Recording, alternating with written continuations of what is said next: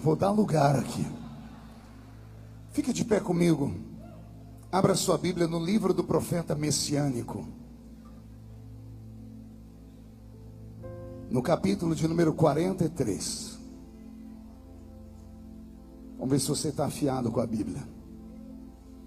Livro do profeta messiânico, livro do profeta Isaías, capítulo de número 43. Vamos para o segundo tempo agora. Mas agora, assim diz o Senhor que te criou, ó Jacó, que te formou, ó Israel: não temas, porque eu te remi, chamei-te pelo teu nome, e tu és meu. Quando passares pelas águas, eu estarei contigo. Quando passares pelos rios, eles não te submergirão. Quando passares pelo fogo, ele não te queimarás, nem a chama arderá em ti, porque eu sou o Senhor teu Deus, o Santo de Israel, o teu Salvador. Até aqui, posso ouvir um amém? Feche a Bíblia, coloque no banco, na cadeira, e pegue na mão da pessoa mais perfumada do seu lado. Eu tentei bonito, não deu certo aquela hora. Perfumado deve ter alguém. Isso, agora aperte a mão dessa criatura com carinho, até ela falar aleluia.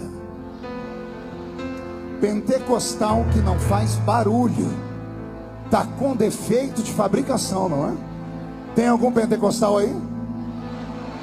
Então vamos orar. Senhor, nós te exaltamos, nós te glorificamos, e nós entendemos que dentro de alguns minutos, e mais uma vez, esta linda igreja ficará pequena para o tamanho da glória que o Senhor vai mandar do alto dos céus. Os que vieram tristes começarão a saltar de alegria. Os que vieram se arrastando não voltam para casa se arrastando. Hoje voltarão voando nas asas de um novo tempo. E antes que eu comece a revelar os seus mistérios, cerque esta igreja com a sua glória. E num raio de 5 quilômetros, onde houver um demônio alojado, eu dou a esses demônios segundos para sumirem de Macaé. Porque se não sumirem, serão queimados pelo poder da sua glória que aqui será derramada. Rasgue os céus sobre nós esta noite. Manda anjos de fogo descerem aqui. Que estes anjos desçam trazendo brasas de fogo nas mãos. Comecem a esparramar estas brasas entre nós. E onde houver um crente cheio do Espírito Santo, pega ele nesta noite, Jesus. Mostra para ela a sua glória nesta noite. E fala conosco. E fica conosco. É o que eu te peço agora e sempre. E toda a igreja diz. Os que podem, tomem seu assento aplaudindo a Jesus, porque Ele é bom, porque Ele é maravilhoso.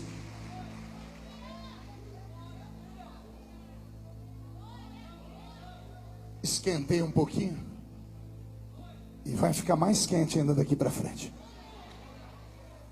O pastor disse que é festa. Eu falei que o culto já tinha que estar acabando. Ele disse: pode ir até as 3 da manhã. Tudo falso. Fica só Pedro, Tiago e João comigo aqui, se eu for até as 3 da manhã, né? Mas olhe para o seu irmão e diga: está preparado? Diga: faremos uma viagem hoje. Uma viagem só de ida para dentro do coração de Deus.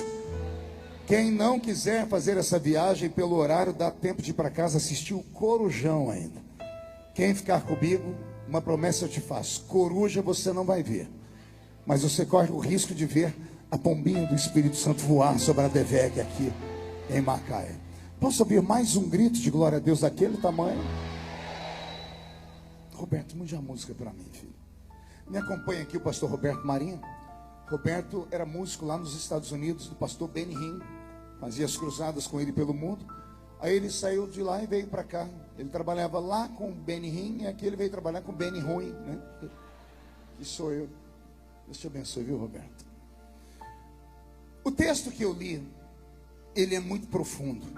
Aliás, tudo na Bíblia é profundo. O livro do profeta messiânico, e eu li, ou chamei a atenção de vocês para esse título de propósito, que o crente, quando vem para um culto, ele tem que vir para participar, a mente dele tem que crescer, tem que expandir. O crente tem que ser curioso a respeito das coisas do Senhor. Por que Isaías é chamado de profeta messiânico? Porque nenhum profeta antes e nenhum profeta depois teve tanta intimidade com o Messias como Isaías. Isaías profetizou 700 anos antes de Jesus nascer.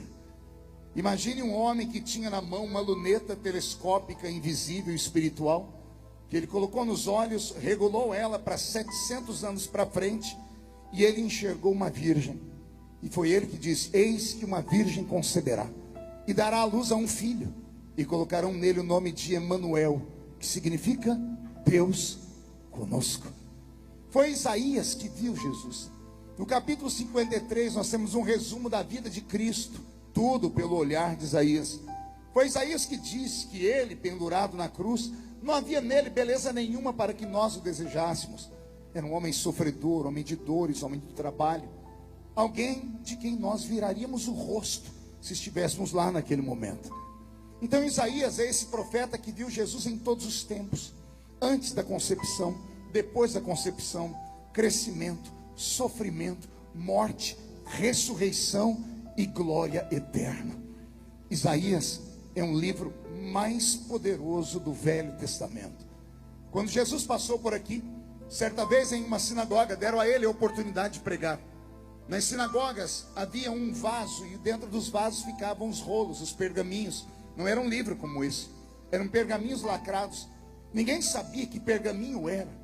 Era como se fosse na base da sorte. Vamos ver o que Deus quer falar. E Jesus mexe dentro daquele vaso e ele tira um rolo. Quando ele desenrola, ele diz: eis que hoje se cumpre esta palavra.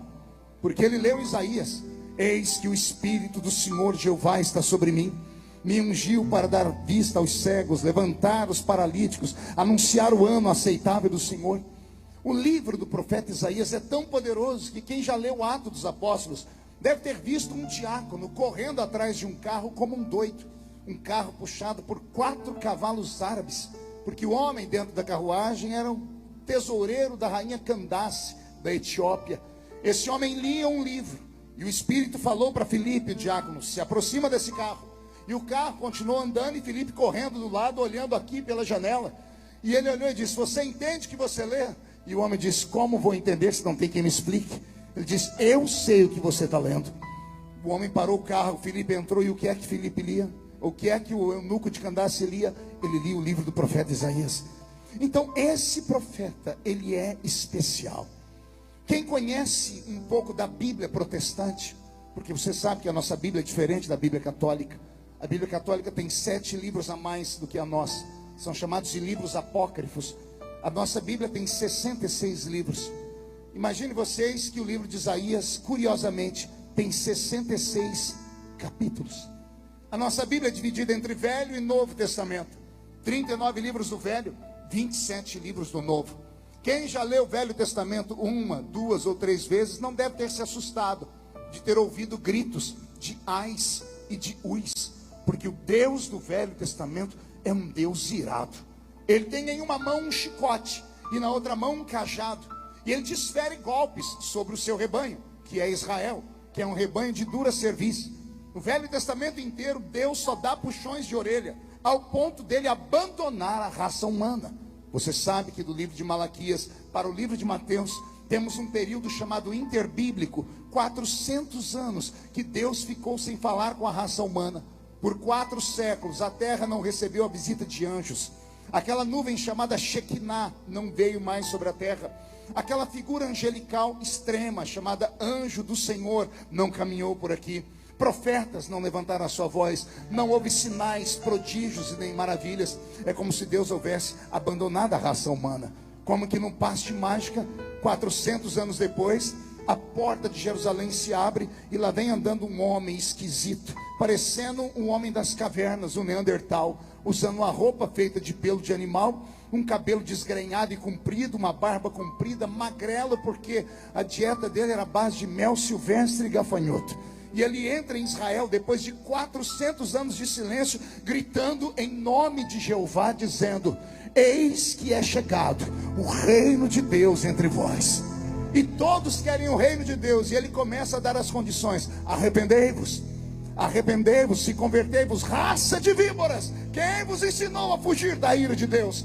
E ao invés dessa igreja padecer, a igreja cresceu e cresceu, ao ponto de acharem que ele era o Messias. E um dia ele gritou: eu não sou ele, eu não sou digno nem de desatar as alparcas dos pés dele. Eu vos batizo com água para arrependimento, mas ele vos batizará com o Espírito Santo e com fogo. O Deus do Novo Testamento, embora seja o mesmo do Velho, ele está diferente. Ele não tem mais na mão um cajado, ele não tem mais na mão um chicote, ele não bate. Ele trocou o cajado e o chicote por um vaso de alabastro, cheio de azeite que cura. E ao invés de bater na raça humana, ele vem derramando o azeite sobre a ferida. E ele cura a ferida da prostituta, ele cura a ferida do cego, ele cura a ferida do aleijado, ele cura a ferida até do morto. E não bastasse fazer tudo isso, ele ainda faz um milagre maior do que paralítico andar e morto ressuscitar.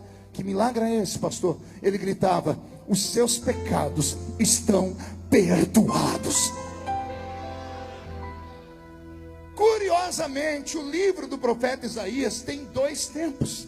Se você ler do primeiro capítulo ao capítulo 39, não se assuste, Deus está irado no livro de Isaías. É Deus tomando o profeta e dizendo: eu tenho um povo que tem olhos e não vê, tem ouvidos e não ouve, chama bem o que é mal, chama mal o que é bem, são idólatras, são adúlteros, eles são assassinos. Esse povo merece surra. Do primeiro capítulo ao capítulo 39, Deus está com um chicote de uns 5 metros espancando o povo. Do capítulo 40 para frente, há uma metamorfose. Nem parece o mesmo Deus. O Deus que batia agora diz assim: Isaías, eu amo o meu povo, eu amo tanto o meu povo que vai chegar um tempo que eles não vão ter mais nem que trabalhar, eles vão viver do melhor que a terra produz. Vai chegar um tempo de tanta paz que a criança vai caminhar ao lado da áspide, da cobra, e a cobra não vai picar ela. O leão caminhará ao lado do cordeiro, e haverá paz, prosperidade, saúde e glória sobre a minha terra. E é interessante, o livro de Isaías é como se fosse uma mini Bíblia, porque ele tem um resumo pleno do que é a nossa Bíblia Sagrada. Um conselho deste velho pregador: leia o livro de Isaías, mas leia com lupa. Ouça os detalhes das revelações que Deus dá àquele homem. Eu me lembro quando eu era menino lá na Assembleia de Deus, eu era muito expansivo, sempre fui. E toda festividade de Natal tinha o tal do jogral, que eu tenho trauma desse negócio até hoje. Porque eles me pegavam para ser a estrela de Belém. Você riu porque não era você, bocó. Eu parecia a estátua da liberdade, usando roupa branca e uma estrela na cabeça. E eu ficava expansivamente recitando o texto de Isaías como se fosse um poema, mas não era poema, era profecia. Isaías fala uma coisa que só entende quem tem o Espírito de Deus e quem tem um professor para explicar. Isaías diz assim: olha, eis que o menino nos nasceu e um filho se nos deu. Isaías não está recitando um poema, ele está falando das 2 naturezas de Cristo. Ele está falando: eis que o menino nasceu, o Jesus homem, porque homem só é homem porque nasce. Ele diz: o menino nasceu, mas o filho não. O menino nos nasceu, um filho se nos deu. Entendeu isso? Não vou desenhar para você. O menino é a carcaça, chamava Yeshua. O filho chamava-se o Cristo. Não entendeu ainda? Vou desenhar para você até você entender. Quando a Bíblia diz Jesus o Cristo, a Bíblia não está dizendo que ele tinha um título, um renome. Não era um sobrenome. Cristo não é sobrenome. Jesus é o lado humano dele, Cristo é o lado divino. A palavra Cristo aparece com C maiúsculo, significa o ungido desde a eternidade. Caminhando na terra era Yeshua e o Cristo. Yeshua estava aqui, o Cristo estava aqui dentro. Lembra quando ele chegou em Gadara? Ao invés de fazer um culto na praça pública, ele foi fazer um culto no cemitério. De longe um homem endemoniado olhou para Yeshua e falou: com aquele ali eu posso. O demônio falou: pega aquele homem e destroça ele. Foi chegando perto, chegando perto. Quando o demônio esticou o olho, porque demônio não enxerga igual a gente, o homem enxerga a carcaça, o demônio enxerga o que tem por dentro.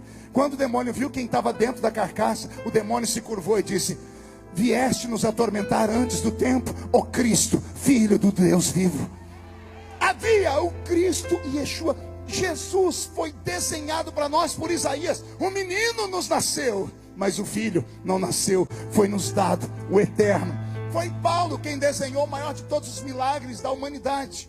Ele, mesmo sendo Deus, não tem por usurpação ser igual a Deus. Antes, aniquila sua forma divina e desce entre nós, e se faz carne, caminhou entre nós, sofreu a nossa vida, morreu a nossa morte, teve a sua ressurreição, como um dia nós teremos, foi assunto ao céu, e o dia que ele subiu, os anjos gritaram: do jeito que ele foi, qualquer dia desses, ele vai voltar. E se ele voltasse essa noite, ao toque da trombeta e dessa igreja linda, só 2 subissem, um sou eu, quem é o outro? Vem atrás, deixa eu ver. Então não dá um grito não, dá um berro de glória a Deus aqui dentro. Estamos nos entendendo? O livro do profeta Isaías é esse poço de mistérios.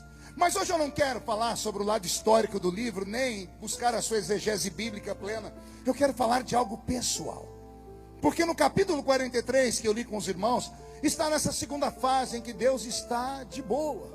Na fase em que Deus está elogiando. E aqui no capítulo 43, Deus acorda Isaías na madrugada, porque Deus só falava com o profeta de madrugada. O profeta era o para-raio divino, era com quem Deus desabafava. Está todo mundo dormindo e Deus acorda Isaías. Acorda, vamos bater papo. Pois não, senhor, o que o senhor vai falar hoje? Que o seu povo é o quê? Outros, o senhor já vem falando que eles têm olhos, não vê, tem boca e não te adora. Não, Isaías, hoje eu quero fazer um elogio. Sério, senhor? Então faz. Isaías, eu tenho um povo, não são 2 nem 3. Tenho um povo e eu amo esse povo. E que esse povo único é dividido em 2 grupos. Como assim, Senhor? Isaías, parte do meu povo é feito de gente normal. A outra parte é feito de gente maluca. Como é que é, Senhor? Eu tenho só um povo, e eu amo esse povo, e eu respeito eles. Só que parte deles é de gente normal, só acredita naquilo que faz sentido. E a outra parte, de gente doida. Por quê, Senhor? Porque tudo que eu falo eles acreditam. E aí, Senhor? E aí, Isaías, que eu respeito tanto eles, que para o normal eu só faço promessas normais. E para os loucos, eu faço promessa louca. O que é que o Senhor promete para os normais essa noite? Se passar pelas águas, elas não te afogam. Por que uma promessa normal? Porque todo ser humano em vida já passou ou ainda vai passar pela triste experiência do afogamento. Quem já quase afogou aqui? Levanta a mão para eu ver. Tem um monte de assembleiano que nunca foi na praia, nem na piscina aqui dentro. Coisinha de Jesus. Quem foi que disse para você que a gente se afoga só quando vai numa piscina? Às vezes a gente se afoga tomando um copo d'água. A água sai por onde não devia. Já aconteceu isso com alguém? Então vou perguntar de novo. Quem aqui já quase afogou? E você está vivo aqui? Se cumpriu a promessa. Se passares pelas águas, elas não te afogam. Promessa simples. Tem pessoas na igreja que Deus tem que falar com ela num papo reto. Ela não pode ter nenhum tipo de exercício mental, que ela fica sufocada. Ela só acredita naquilo que a mente dela consegue absorver. Alguns são tão analíticos que só acreditam naquilo que pode ser reproduzido dentro de um laboratório, através da química, da física e da matemática. Passou uma vírgula, diz: não, isso é impossível. E Deus respeita essas pessoas. Elas estão aqui, estão aí do seu lado. Essa criatura que ao invés de cultuar, fica filosofando aí do seu lado. Ela botou a mão no queixo, olhou para o céu e disse: to be or not to be, that's the question. É sério, tem pessoas, já viu? Tem pessoas assim, elas vêm na igreja, sentam, cruzam as pernas, cruzam os braços, botam essa desgraça desse chiclete na boca e fica dizendo: vamos ver até onde vai dar. Passa o culto inteiro olhando o pregador com uma cara feia, parecendo que foi batizado num pote de vinagre. É sério. Vem para uma igreja pentecostal e tem raiva de barulho. Eu não entendo isso. Vem para um culto como esse, que é uma festa, uma semana profética, e não consegue abrir a boca nem para respirar. É sério. Fica me olhando com essa boca travada, essa boca de aço. essa língua de ferro, esse queixo de concreto. Aí fica dizendo: ah, pastor, eu não sou um crente, menino. Ah, se eu te pego na curva, você acha que eu sou, é? Eu posso não ser muita coisa, mas eu me julgo um homem meio preparado. Eu me comunico em 3 idiomas, escrevi 20 livros, uma enciclopédia. Viajei o mundo, preguei em quase 100 países do mundo. Fui conselheiro de presidente da república. Mas quando o Espírito do Senhor vem sobre mim, eu não me envergonho do evangelho pentecostal pleno, porque ele é o poder de Deus para a salvação de todo aquele que nele crê. E se em algum momento eu perder a linha aqui, por favor, não se escandalize. São as minhas origens retornando. Aos normais, meus respeitos a vocês. Mas eu não vim pregar para os normais.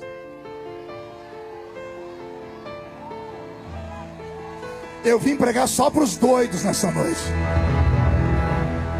Tem algum doido aqui? Ah! Pastor, e qual é a promessa para os doidos? Se passares pelo fogo,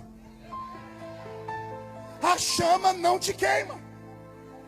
Aí o normal começa: é impossível, porque o fogo é o elemento mais poderoso criado pelo universo. Hebreus 12 diz que Deus é um fogo devorador e quem olha para ele morre. O fogo queima, o fogo derrete, o fogo destrói, o fogo evapora a água, queima a madeira, derrete o ferro. O apóstolo São Pedro diz que o fogo será usado por Deus no final dos tempos, porque a terra e os elementos que agora nela existem, ardendo em fogo, se desfarão. O homem de alguns anos atrás tinha medo do inferno, e o inferno tem medo de um lugar chamado Lago de Fogo, porque o inferno será jogado dentro do Lago de Fogo. O fogo é o maior poder que Deus criou no universo. Aí o normal diz, aí vem aí um textinho dizendo que se passares pelo fogo. Alguém até diz, não, está errado. Lê lá na tradução, deve ser, se passares perto do fogo. Se passares por cima, por baixo, à esquerda, à direita, ele não te queima. Não, não é isso. Está escrito, se passares pelo meio do fogo. A promessa não é te livrar do fogo. A promessa é livrar no fogo. É lá dentro, quando todas as esperanças foram embora, quando o seu medo foi levado às alturas, quando todo mundo diz, acabou, aí vem Deus e diz assim, eu te levei para o meio da fornalha, para você passear comigo lá dentro, porque o que eu tenho para te dar é muito maior. É esse tipo de promessa que eu vim ministrar nessa noite.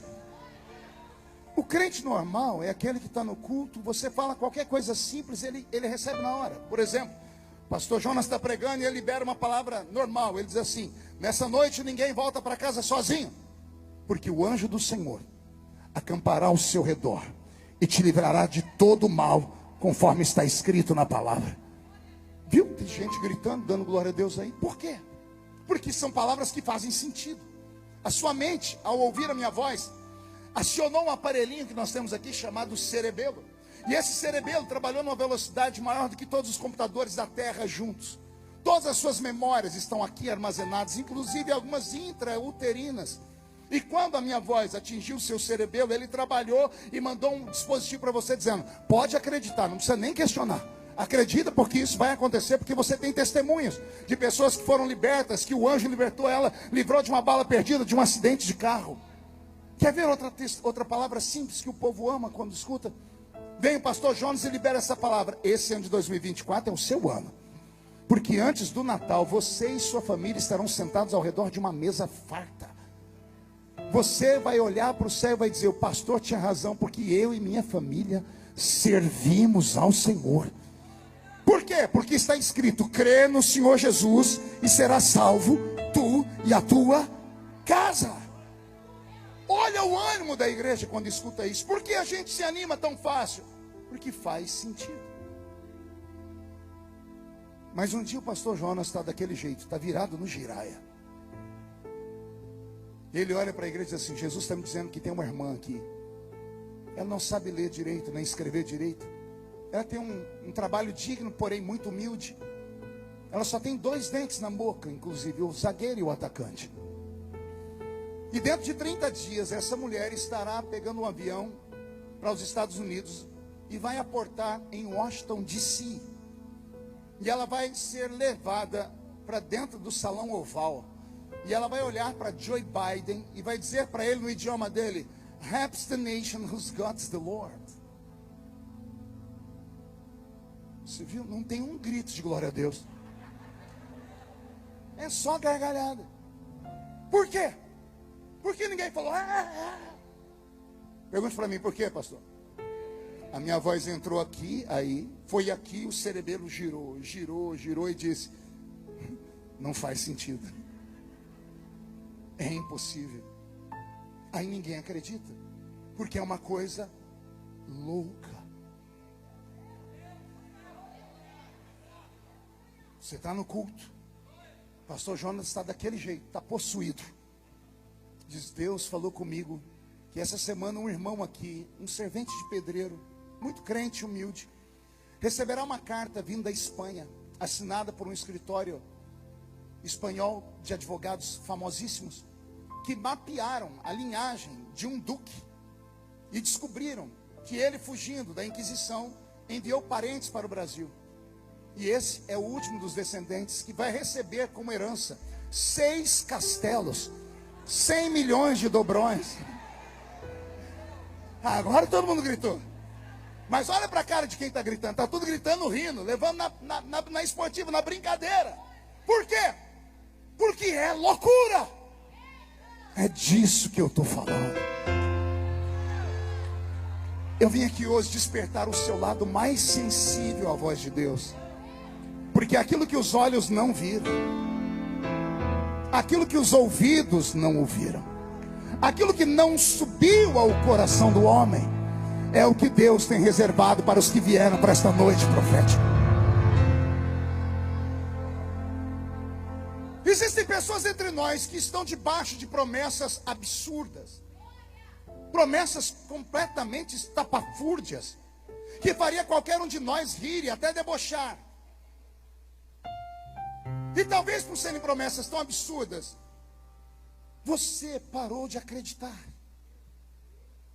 E aí o Senhor me trouxe aqui para te lembrar que você pode congregar na DEVEC, que é uma igreja moderna, bonita, mas ela é uma Assembleia de Deus. Você não vou falar de novo, mas não conta para ninguém. É uma Assembleia de Deus. E na Assembleia de Deus tem um povo meio biruta. Eles pulam, gritam, saem correndo, sobe o monte para orar, fala em língua estranha, acredita em profecias, interpretam línguas estranhas, curam os enfermos, expulsam o demônio com o dedo no nariz deles. E se você não gosta disso, desculpe, você está na igreja errada. Porque a nossa essência é pentecostal. E não dá para você ser pentecostal sendo esse crente almofadinha que você é, esbarrando toda a sua sensibilidade nessa sua beleza humana. Não posso me emocionar porque a minha maquiagem, comprou uma maquiagem que dura 24 horas. Minhas filhas compram uma lá da MAC, é assim que fala, MAC, que fica lá numa loja chamada Sephora. Eu cheguei a procurar uma loja Sephora, é Sephora, porque ela é francesa. As pessoas pensam que por causa do anel de formatura delas, ou por causa do nível do intelecto delas, porque estudaram muito, não podem ser sensíveis. Essas criaturas esqueceram que quem sistematizou a teologia pentecostal não foi o analfabeto Pedro, não foi o iletrado João. Quem sistematizou foi um doutor da lei, um advogado, um homem que era poliglota, que tinha dupla cidadania, romana e judia. O nome dele, Apóstolo São Paulo. Um homem mais intelectual do seu tempo. O homem mais intelectual do seu tempo falou assim para Pedro: eu fui num lugar que você não foi. E Pedro falou onde? Ele disse: no terceiro céu. E Pedro disse: conta. Ele disse: não posso contar, porque o que eu ouvi são coisas inefáveis. O mais erudito do Novo Testamento era canela de fogo. Aí vem você porque tem um carrinho ali importado, porque passou o Réveillon ali na, sabe Deus aonde, lá no meio daquele, só tomando aquela champanhe. Como é que é aquela cara? Que lá no interior só toma Cerezé, custa R$12. Aqui toma Chandon e outras. Só por causa disso você acha que não pode entrar aqui dentro e dar uns gritos de glória a Deus, seu bocó? É por isso que Deus não se revela para você. Você quer que as coisas se deem apenas nessa atmosfera. E as coisas de Deus não se revelam só nessa atmosfera, elas se revelam nessa atmosfera. Não é só na horizontal, é na vertical. Deus fala com o ser humano dentro daquilo que o ser humano é capaz de acreditar ou não acreditar. Deus tem dificuldade de se revelar para você porque você é importante demais.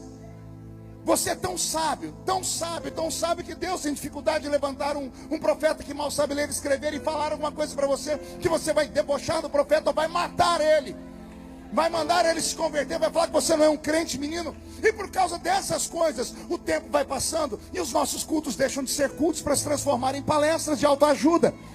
Nada contra quem prega autoajuda. Se você gosta, é problema seu. Eu não prego autoajuda, eu pego a ajuda do alto. E a ajuda do alto envolve o poder do Espírito Santo. E o poder do Espírito Santo fala numa linguagem que o homem natural não entende. Eu estou todo arrepiado aqui.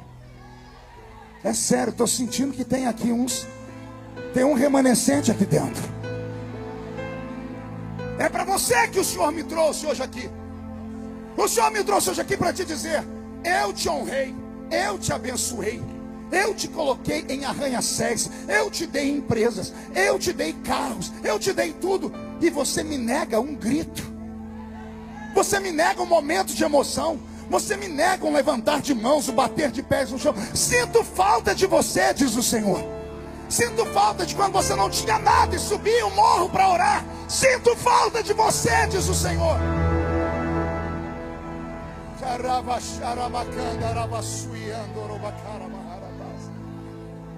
Existem homens e mulheres aqui que têm promessas tão loucas, mas tão loucas, que se eles contassem para nós, isso aqui ia virar um stand-up. Mas eu estou aqui para dizer para vocês e provar que quando Deus fala, Ele cumpre. Só que Ele não vai falando e cumprindo. Ele fala e toda promessa passa pelo teste do tempo.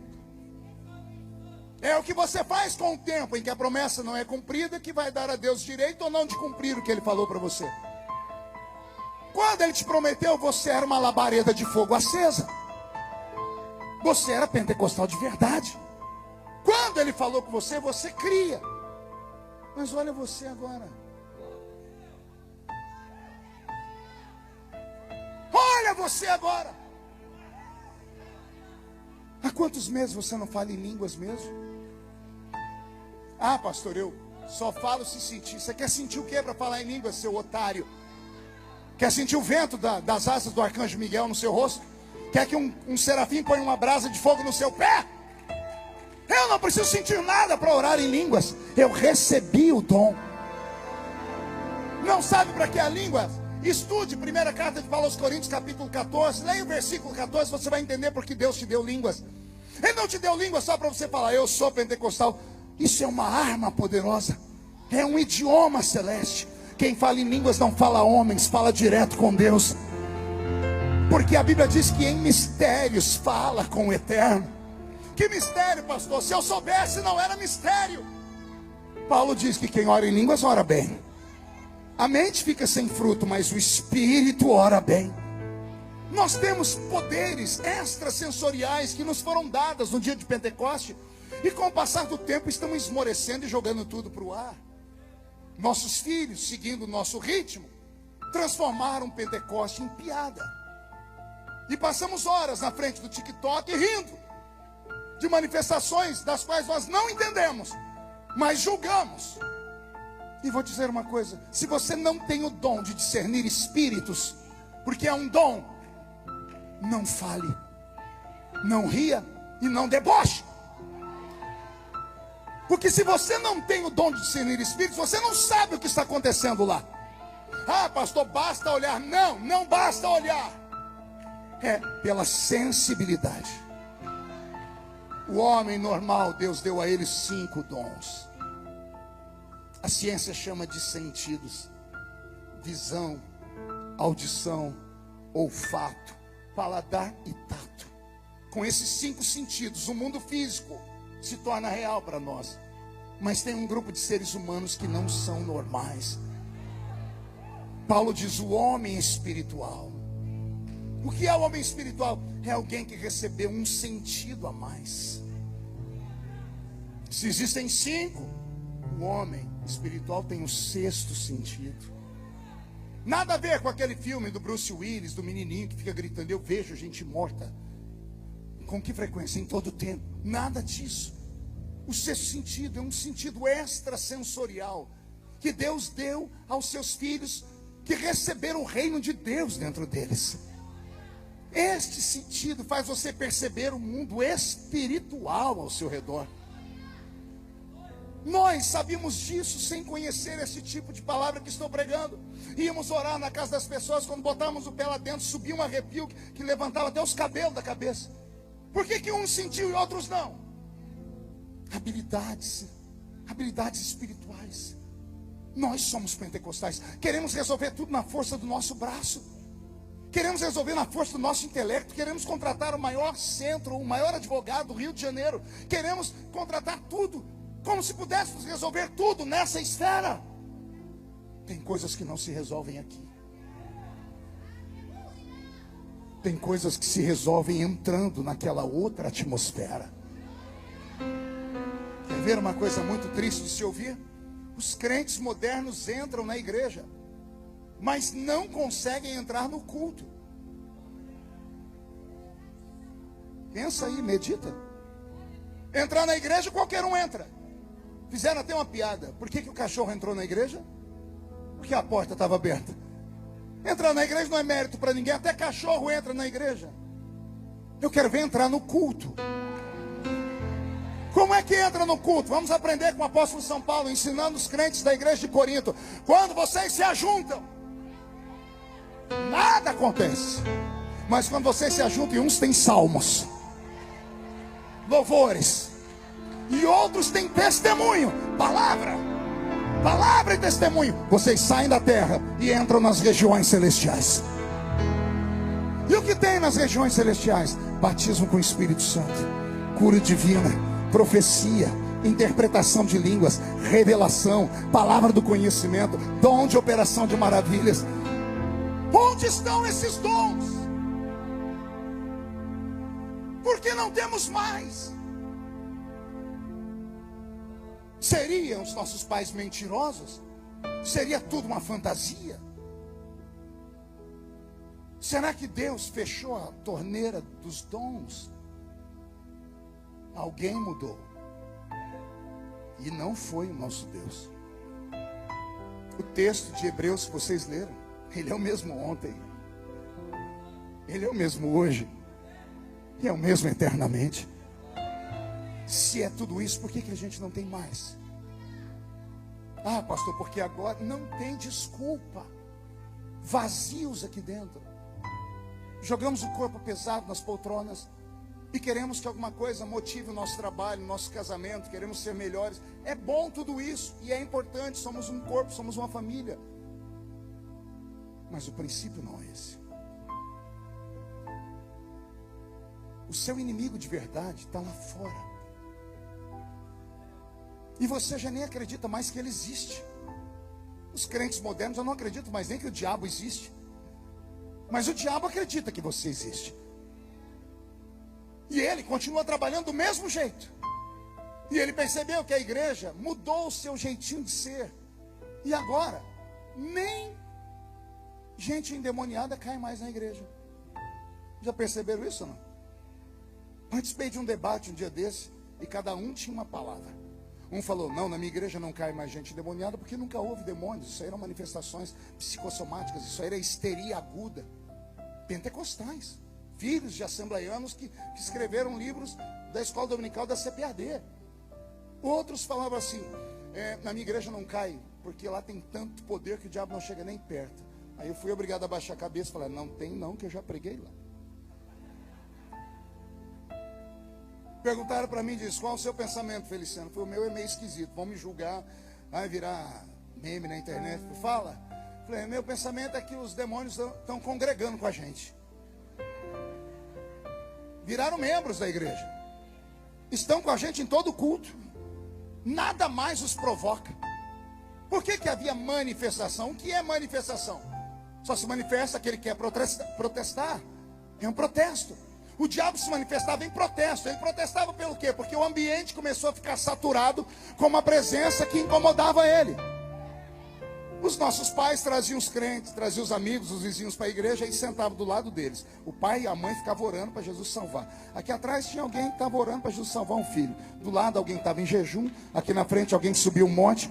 E começa glória, glória, aleluia, glória, glória, glória. O diabo não aguentava, se manifestava e era expulso. As pessoas não se convertem mais. Não querem que ninguém toque mais o dedo nos seus pecadinhos de estimação. São donos do seu próprio nariz. E aí ficam dizendo que Deus já não existe mais. Nossos crentes estão sendo engodados pela doutrina do calvinismo. Nossos filhos não aguentam mais ouvir pregações. Participei de debates há pouco tempo. Sabe o que estão fazendo agora? Criando seminários no Brasil para treinar pregadores que preguem no máximo 20 minutos. Porque a geração milênio não tem paciência. É a geração do TikTok, que é tudo rápido, que é uma palavrinha. Eles amam ver pregadorzinhos bonitinhos, sentadinhos no banquinho com a perninha cruzada, com a óculosinho assim olhando. Eu te amo, Jesus te ama. Não importa o que você fez no verão passado. É isso que querem ouvir. Aí depois perguntam por que não aguentam. No primeiro embate tomam lá na frente. Aí eu olho para um velho, como ele diz assim: Feliciano, como é que você aguenta? Porque tudo comigo vai para o Jornal Nacional.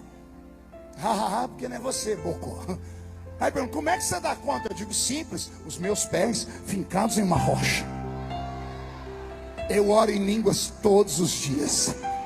Eu não me envergonho do Evangelho de Cristo, seja aqui, seja no parlamento, seja no meio da rua. Eu não tenho vergonha de dizer que falo em línguas estranhas, que acredito nos dons sobrenaturais e que busco eles. É isso que me dá fortaleza. A minha fé não é só para esta vida, a minha fé reflete para a eternidade. Eu luto para reencontrar o meu filho que está do lado do seu.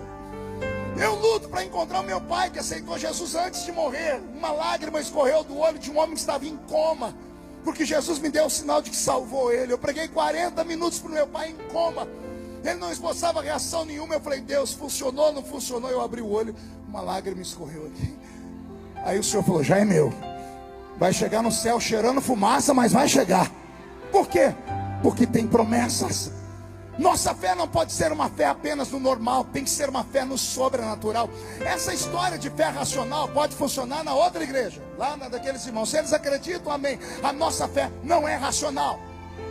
Como pode ser racional? Você crer numa coisa que não existe. Você ver o invisível, como Abraão viu. Ou você acredita, ou você larga a mão dessa fé. Você está numa Assembleia de Deus, numa Assembleia de Deus fundada por 2 homens que vieram do outro lado do mundo e pregaram o Evangelho a ponto de apanharem por causa desse Evangelho. Na noite em que se rebelaram pentecostais na Igreja Batista de Belém do Pará, Daniel Berg e Gunnar Ving foram linchados aos chutes e a pontapés por crentes gelados que não conheciam o poder do Espírito Santo. Fugiram para o meio da selva para não morrerem. Enquanto eles estavam pensando como iam voltar para o país deles, do outro lado da mata tem uma irmã chamada Celina de Albuquerque, dobrando o joelho na sua casinha coberta de sapé e dizendo: se é verdade, eu quero. Se tem o que aqueles homens falaram, eu quero. Ela orou da meia-noite às 4 da manhã. Às 4 da manhã, disse a irmã Celina de Albuquerque, eu escutei um grito, olhei para o céu, desapareceu o teto e vieram labaredas de fogo que desceram sobre mim. E a irmã começou a falar em línguas. Ela falou das 4 às 6 da manhã em outras línguas. Assim nasceu a Assembleia de Deus. Ela nasceu debaixo de revelação, debaixo de fogo, debaixo do que é sobrenatural. Você pode crescer no conhecimento, mas cresce na graça também. Você pode ser um intelectual na Bíblia, mas deixa o seu lado sensível perceber que tem alguém andando no nosso meio. Eu vou falar de novo. O Juan cantou sobre a presença dele. Seu primeiro louvor me arrancou do chão. A presença dele está aqui. O Espírito Santo está aqui. E ele é um cavalheiro. Ele não é alguém possessivo. Ele não vai montar em cima de um cavalo como fazem os espíritos que descem em terreiros de feitiçaria. O Espírito Santo é um cavalheiro. Ele não desce sobre cavalos, ele desce sobre ovelhas. Mas para descer alguém tem que falar: manda, Senhor, manda sobre nós o seu poder. Tem algum pentecostal que acredita nisso aqui? Por gentileza, levante a sua mão, chacoalhe ela assim. Coloque a mão no ombro de quem está do seu lado. Agarre a pessoa com carinho e respeito. Pede licença para ela. Pode até falar, ó, é melhor obedecer porque o médico falou para não contrariar. Agarrou? Chacoalhe a pessoa até ela ficar irritada. Irrita essa criatura, irrita. Sacode ela, sacode. Isso. Fala: Deus te trouxe aqui para isso. Sacode, sacode, sacode. Diga: para isso. Deus te trouxe aqui para sacudir 2024. Ele vai sacudir a sua casa, a sua família, os seus filhos, a sua esposa, o seu marido, os seus negócios. Deus vai sacudir o seu ministério, porque as promessas dele são sobrenaturais.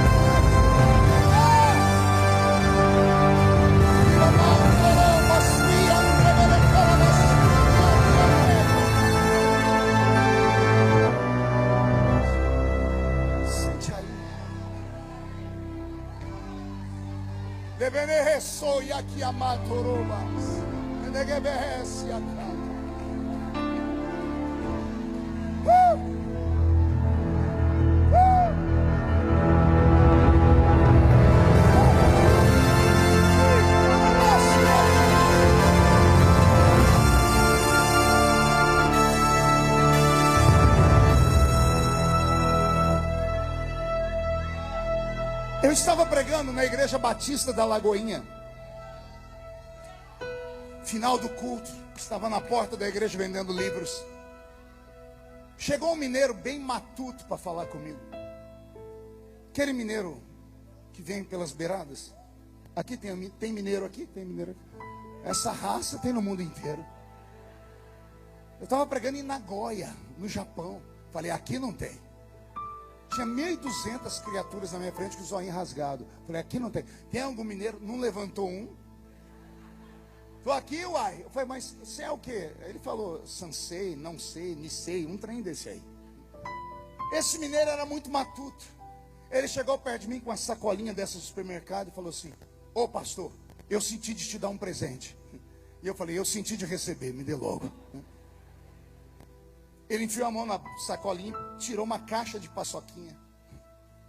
Paçoquinha embrulhada. Alguém já comeu?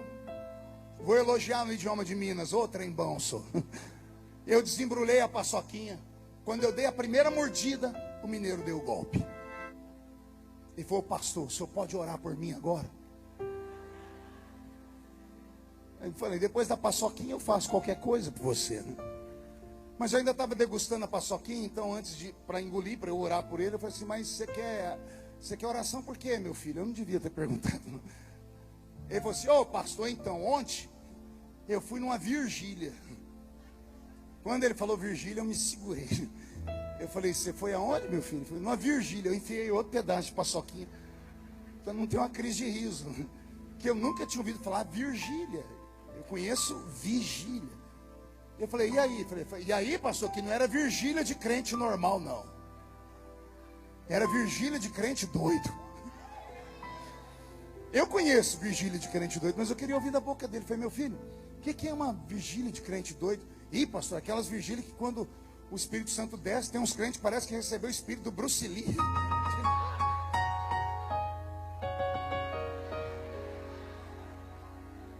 Jesus usa, quando o inimigo pega, dá isso aí. Volta para o Espírito, Roberto. Aí eu falei: e aí? Falei: e aí, pastor, que lá pelas tantas veio um profeta doido falar comigo. Profeta doido é redundância. Nenhum profeta é normal.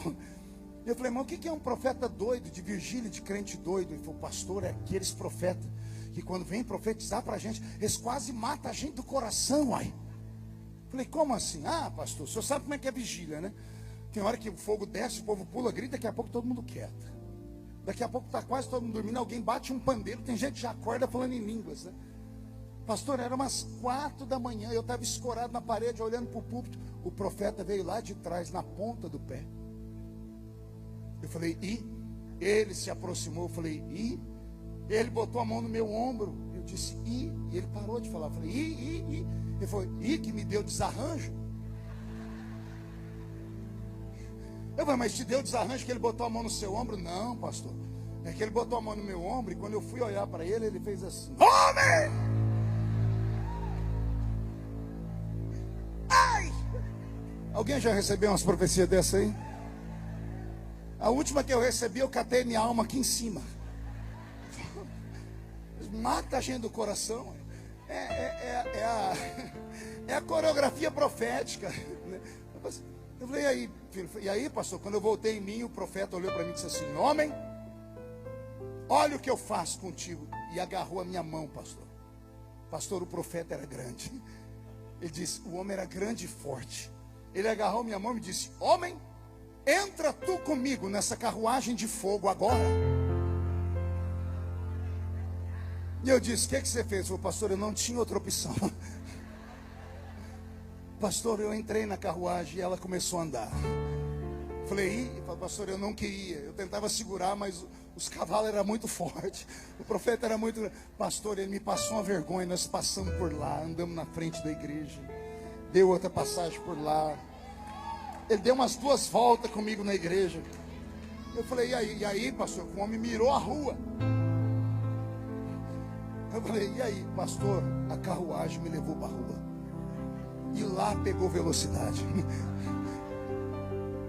Pastor, nós corremos uns 2 quarteirão. E o homem falava em línguas. Eu falei, não tem como sair da carruagem. Comecei a falar em línguas também. Ele dava glória, eu dava glória. Aleluia, aleluia. Daqui a pouco, pastor, a carruagem voltou.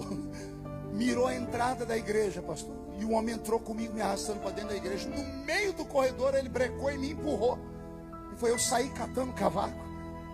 Eu parei para ver o que deu no profeta. Ele disse, eu olhei para trás, o profeta estava com a mão na cintura e um dedo assim. E fazia assim. Ele disse, o profeta falou assim, homem, olha o que eu faço. Eu te tiro daqui. E eu te levo por ali. Depois eu te levo por ali. Depois eu te levo por aqui. Depois eu te tiro daqui e te levo pelo mundo. E quando eu te exaltar lá fora, eu te trago aqui de novo. Para que todos vejam que eu sou Deus que faço. Agora, contempla na sua frente a rampa do palácio do Planalto. Porque vou eu te colocar entre os príncipes e os reis da terra. Ele falou aquilo, eu dei um glória a Deus. E ele teve uma crise de riso. O mineiro ria que a barriga dele balançava. Eu não entendi porque ele estava rindo. Eu enfiei a mão no meu bolso, tirei o meu cartãozinho de visita. Escrevi o meu celular particular, estiquei a mão, ele parou de rir e disse, que é isso, pastor? Eu disse, é o meu celular particular. Ele, nossa, eu vou ter seu número. Eu disse, vai. E ele, para quê, pastor? Eu falei, para quando você subir a rampa, para quando Deus te colocar entre os príncipes, eu quero ter um amigo que rompeu e venceu. Lembra-te de mim quando entrares no seu reino. O mineiro abaixou a cabeça, eu esperava alegria. Quando ele levantou a cabeça dele, os olhos dele marejaram em lágrimas. E ele falou, o senhor acredita mesmo nisso, pastor? Eu falei, no quê? O senhor acredita que um homem como eu possa fazer tudo isso? Eu falei, por que não? Ele disse, pastor, eu cresci nas ruas de Belo Horizonte, sem pai e sem mãe. Não me tornei bandido porque a mão de Deus me salvou. Eu tenho 4 filhos. E sabe como eu sustento eles? Vendendo essas paçoquinhas nas esquinas de Belo Horizonte. Quando o semáforo fecha, eu coloco as paçoquinhas no retrovisor dos carros e espero a bondade das pessoas em me darem algum real. Com isso eu sustento 4 filhos. A gente mora num morro aqui que nem a polícia entra. A nossa porta não tem chave, é escorada com uma cadeira. Pergunto de novo, pastor, o senhor acha que Deus pode fazer isso mesmo comigo? Eu estava cansado. E a minha mente racional trabalhou rápido. E eu não enxerguei porque a conta não fechava. E quando um pastor não entende, a resposta dele é sempre a mesma. É clichê. Vamos orar. Se for de Deus, vai se cumprir. Quando o pastor falar isso para você, é porque ele não acreditou em bolhufas do que você contou para ele. Estou entregando a nossa raça. Se o pastor falar, vamos orar, esquece. Quando eu fui falar isso para ele, aconteceu algo que só quem é crente para acreditar. Eu fui arrebatado em sentidos. A minha mente foi transportada para um outro lugar. Eu me vi num lugar que eu não consigo explicar se era grande, pequeno, escuro ou claro. Era um ermo vazio. Na minha frente começou a brotar da terra um edifício. Sabe quando aquelas câmeras aceleram, quando estão filmando uma construção? O edifício foi sendo levantado muito rápido. Eu fui olhando. De repente, lá em cima, o letreiro do edifício: Hilton Hotel. Quando eu li Hilton Hotel, eu disse: que é isso? Abaixo do letreiro, uns 2 andares, tinha um homem olhando para baixo. Não vi o rosto dele. Tinha uma luz atrás dele, eu só via a silhueta. Eu só via que ele estava de terno. Eu fechei o olho, e quando eu abri o olho, eu não estava mais embaixo, eu estava atrás do homem. Eu vi a nuca dele. Ele olhou para a esquerda e eu fui obrigado a olhar também. Eu vi uma cidade bonita, cheia de luzes. Ele olhou para a direita e eu vi um estádio. E li a placa: Estádio de Wembley. Eu disse: eu conheço isso aqui é Londres. Quando eu disse Londres, uma voz estrondou e disse: se lembra, filho? Eu procurei a voz. Quando olhei para frente, o homem foi colocado bem na minha frente. E ele foi caindo. E ele foi diminuindo. E ele virou um adolescente. O terno sumiu. E agora ele usava uma roupa de boia fria, de quem trabalha na lavoura. Tendo atrás dele aqui um embornal com um facão de cortar cana de açúcar. Na outra mão ele tinha uma marmita. E ele começou a subir a boleia de um caminhão, chamado caminhão de pau de arara. Quando eu olhei aquilo, eu falei: o que é isso? E a voz gritou de novo: se lembra, filho? Eu fui procurar a voz, olhei para frente, não tinha mais caminhão. Eu vi o adolescente caindo em câmera lenta. E ele foi virando um menino. E agora ele é um menino pequenininho, 6, 7 anos de idade, shortinho rasgado, descalço, sem camisa, com uma caixa de engraxar sapato nas costas. O menininho parou, olhou para mim e deu um sorriso banguelinho. Aí eu comecei a chorar. O Senhor falou: e agora, se lembra, filho? Eu falei: me lembro, era eu. O Senhor mostrou a minha vida de trás para frente. Aquele hotel é o hotel que todos os anos eu fico hospedado quando vou pregar na escola bíblica em Londres. Aí o Senhor me mostrou que antes daquilo eu fui cortador de cana de açúcar. Banhava laranja, algodão e café para ajudar uma família. Nós morávamos em 12 pessoas dentro de 2 cômodos. Minha mãe não sabe ler nem escrever, eu não tenho nome de pai no meu documento. Aí o Senhor me mostrou eu criança. Meu primeiro presente, uma caixa de engraxar sapato. Tenho ela guardada até hoje, está lá no meu gabinete pastoral, dentro de uma redoma de vidro e uma placa. Tudo começou aqui.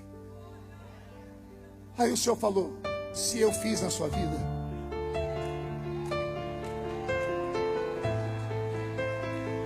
se eu fiz na sua, fala para esse mineiro que eu faço na vida dele também.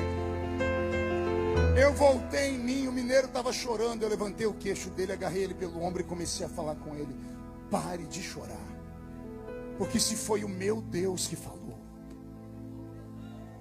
o Deus que fez a Estéreo ser mãe de filho, o Deus que pavimentou um caminho no meio do mar para Israel passar, o Deus que afundou a muralha de Jericó, o Deus que fez o relógio de Acais girar ao contrário, o Deus que na ausência da crença de um profeta fez uma jumenta profetizar, o Deus que fez Elias correr mais do que a carruagem de Acabe quando a nuvem mostrou que haveria chuva. Se foi este Deus que falou, quem viver verá, para ver o que vai acontecer. Eu sinto uma unção profética na palavra promessa nesta noite. Você que está debaixo de uma promessa, ouça com o seu espírito: não titubeie, não tenha medo, não tenha dúvida, vai acontecer um reboliço. Deus vai criar uma situação, ou Ele vai fazer nascer alguém, ou Ele vai matar alguém, ou Ele vai levantar alguém, ou Ele vai abater alguém, ou Ele vai fazer um governo cair e levantar outro. Ou Ele vai tirar você de um bairro e ir para o outro, ou Ele vai tirar você de uma cidade para outra, ou Ele vai usar o ímpio, ou Ele vai usar até o diabo. Eu só sei de uma coisa: se Ele prometeu, vai acontecer um milagre em 2024 na sua vida. Alguém acredita nisso? Então reage, pelo amor de Deus. Isso. Agarra o diabo pelo chifre nessa noite. Esfrega a cara dele no chão e diga para ele: eu sei que o meu Redentor vive e Ele está se levantando. Deus vai mudar a sua história, Deus vai mudar seu comportamento, Ele vai mudar conceitos, Ele vai mudar valores. Vai acontecer uma coisa que ninguém vai entender, e eu quero viver para ouvir o testemunho. Se alguém está recebendo essa palavra, põe dentro do seu coração. E agora não dá um grito, não, dá um berro de glória a Deus.